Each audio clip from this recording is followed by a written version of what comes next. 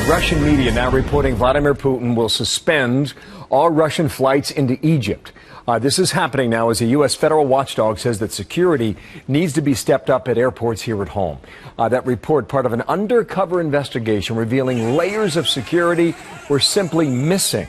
New York Congressman Peter King, member of the Homeland Security Committee, chairman of the Subcommittee on Counterterrorism and Intelligence. Sir, welcome back here. Let's start with the news out of Russia. Because Putin's been pushing back for days now at the suggestion that this was terrorism. But now, if indeed it is true that Russian flights will not go to Egypt, what does it tell you about the mounting evidence that perhaps they're finding in Sharm el-Sheikh? Yeah, Bill, this is pretty much an acknowledgement by Putin that the Russians have concluded that this was most probably a terrorist attack. And that is the consensus, I would say, among intelligence officials in the United States and Britain. It's not final, it's not definitive, but there's just a growing consensus that that's the case. And in any event, I think the Russians feel, even if it's not definite, there's such strong evidence that they don't want to take any more chances. There was chatter, apparently. How much can you tell us about the level of chatter in the days prior or after this jet went down?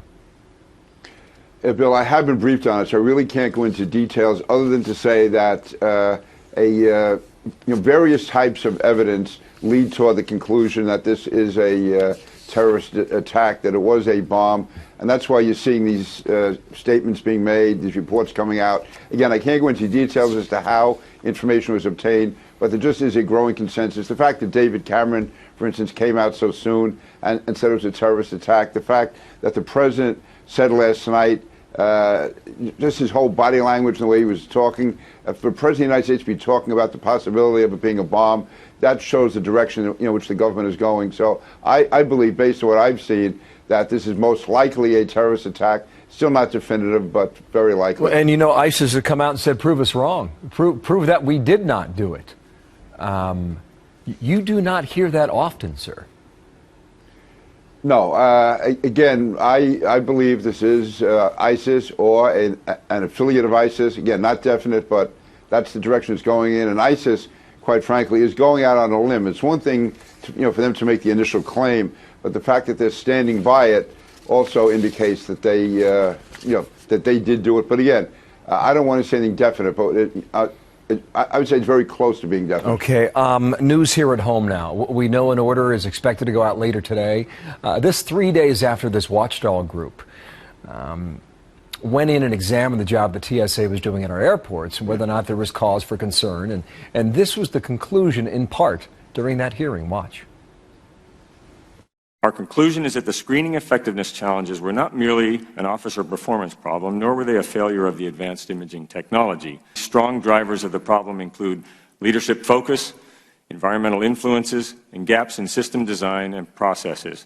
There was significant pressure to quickly clear passengers at the risk of not completely resolving alarms. Well, you can understand how you want to expedite the system, but not sacrifice security. What do we need to learn from that?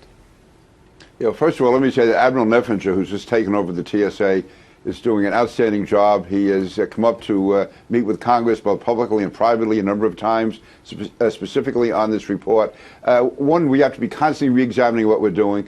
As far as the expediting, people complain, they don't want to wait online. I think sometimes we do make the mistake, or the TSA makes a mistake of trying to expedite passengers at the expense of safety. Also, Bill, there's another concern I would have at the airports, and this is possibly what happened over Sharm el-Sheikh, and that's airport workers don't get the same level of screening. I don't want to go into all the details here. They don't get the same level of screening the passengers do, and that is an area I've been concerned about for a while. We did pass a bill in the House last month, I believe it was, calling on the TSA to re-examine that entire issue of airport security, not just for passengers, but also for airport workers, because that is an area, I think, throughout the world of vulnerability. And we do have procedures in place, but I don't think they're 100% yet. All right, Peter King, thank you. We're going to wait for more from this. Catherine Herridge is filing a report right now, and we'll update our viewers when we get it about what they need to know. Thank you, sir. West Babylon, New York. Bill, Peter thank King. you.